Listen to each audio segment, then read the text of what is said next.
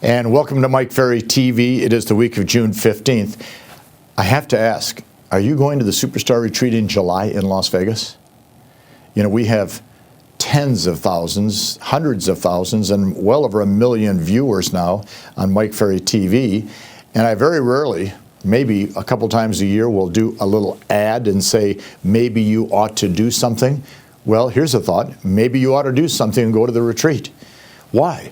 Because half the year is almost done. Many of us have not done as well as we want. That gives us a chance to get rebooted and to get rethinking and relearned and start re-earning the money that you want.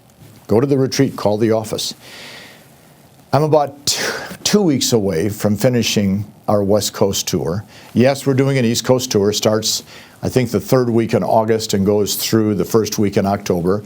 I don't know if your company's on the tour. Is your company a client or are you a client? So watch for the dates for our East Coast tour. But I'm almost finished with this West Coast tour.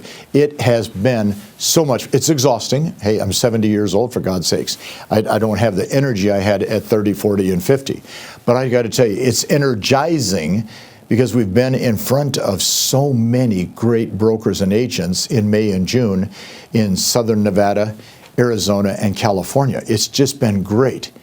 But what I've done each day is I've talked about what I call the 4 commitments. The 4 commitments.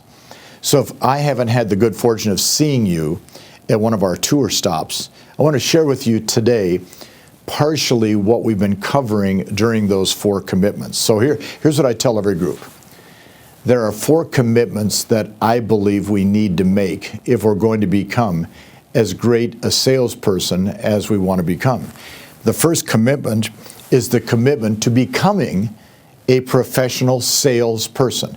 The commitment to becoming a professional salesperson. Well, Mike, what do you mean by that? Well, you got your license, you're in real estate, you're supposed to be a salesperson. And if you don't believe that, think about sitting down with a seller and saying to the seller, now let's get real clear here. I'm really not a salesperson, I'm just a realtor, but I'd like to sell your house.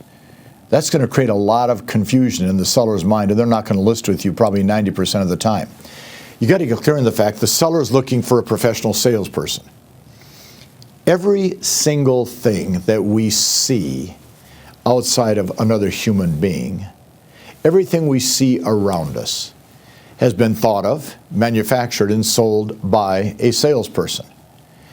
And the people that sell the most are professional salespeople. They study the process of human behavior. They study the process of human psychology. They study the process of human response. They study the process of asking questions. They study the sales process full time. You say you want to make a lot of money? You tell me that all the time. I'm not making enough money. Well, study the field with which you're involved, which is the field of selling. Be looked at as being a professional salesperson. Here's the example I give all the time. When you finish a listing presentation, how often does the seller stand up and give you a standing ovation? Oh, that's right. The answer is never. And why? Because we don't even think about the fact that what our job is to get these people excited about the opportunity of working to get their home sold through the great service you offer. You've got to commit to becoming a professional salesperson. And the second commitment I talk about every week, well, actually twice a day with all these great people, is you've got to make a commitment to becoming a professional listing agent. Professional listing agent. Listen, yes, you can make money working with buyers, but you can make a load of money working with sellers. Why? Because you know this. Listing agents control the inventory. I've told every audience in May and June, there's 3 huge benefits to becoming a professional listing agent. One is the control of your time. You know and I know how much time it takes to get the average buyer, and I'm not talking about that 1 in a million that buys the first home they see, get the average buyer to buy a house. You got a 10 o'clock appointment on Saturday morning. You're all excited. You've had them pre-qualified by the lender. You've pre-qualified to the type of home. You've selected 3 great homes. They get there at 10:15. Between 10:15 and, say, 11:45, you show the 3 homes. Then you stop and say, of the 3 homes we've seen, which would you like to buy? Well, we need to see more homes. Can you set up a few more? We're not really sure. This is getting closer, Mike, but we need more. So, of course, now you're on the phone and they're sitting at lunch and you're on your computer and you set up 3 or 4 more. You set up the showings between, say, 1 o'clock and 3:30. So from 1 o'clock to 3:30, you're driving around showing them more homes. And at 3:30, now we've seen 4 of the best in the market. Which do you want to buy? Well, Martha's still thinking that she wants a little brighter kitchen, and I want a little bigger garage area to have my tools in. So could we meet again tomorrow at 10? Here we go again.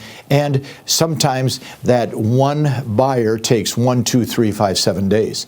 Think about a seller. They're going to make a decision within an hour, period, to either list with you or not list with you. There's no sitting around for 2 or 3 days, for goodness sakes. Great listing agents have control of their time. I wrote down second, it allows an agent to have multiple transactions. You have 5 good listings. On a given day, could 2 or 3 sell? Of course they could. What are the odds of you selling 2 or 3 buyers in one day? Virtually impossible. I mean, yes, if the skies open up and the lightning strikes and 3 buyers buy at one time, which isn't going to happen very often, if ever, it could happen. You can make multiple transactions being a great listing agent. And then third, of course, and we talked about this last year to you all the time, the listing agent is the employer, the showing agents are the employee. I list a good piece of property for sale. Everybody in the marketplace goes to work for me on the spot. That's what they do. So first is the commitment to becoming a great professional salesperson. Second is the commitment to becoming a great listing agent. And then the third commitment, and we've talked about this time and time again, so really hone in on it from now to the end of the year, is the commitment to having a strong value proposition for the seller. Meaning, are you going to do something that is so wow to the seller they want to list with you? Or do you have a wow? Well, we all do pretty much the same thing. We put it in MLS, and I'm going to create a little flyer, and I'll call some of my past clients if they want to buy. Wait a minute. There has to be a wow factor on a listing presentation. And the wow factor is your value proposition. What is it that you say? What is it that you do? What does your company do that the seller will go, wow, that is for me? We sell based on personality. That's very common, instead of selling based on value proposition. If we sell based on value proposition, the facts and figures that you present are what attract them to you. Can you write down 5, 8, 10 valid reasons why I should list my home with you today? And if you can't, guess what? Somebody else gets the listing. And then the fourth commitment is the commitment to price and commission. It's your commitment walking in the door with the seller that you're going to tell them the truth about the price. You're going to work to get the price that you need to have, and you're not going to walk away with a ridiculously overpriced listing. I mean, what is that accomplishing? Who's benefiting in that deal? The answer is nobody. Well, with that being said, the second part of this commitment is to commission. Are you worth the money that you're being paid? And if the answer is yes, you can then present your value proposition in such a manner that they are willing to pay the commission that you want. But Mike, I'm willing to cut commissions because a little commission is better than no commission. Well, once you start down that path and once you start down that mindset, you're dead forever. You're going to stay on that path for the rest of your life. You've got to get control of how you present what you present so you can get paid what you're worth. The commitment to becoming a professional salesperson, the commitment to becoming a great listing agent, the commitment to your value proposition, and the commitment to your price on the property and the commission you deserve. Let's work on these, and then when we talk next week, we can have some more fun. See you then.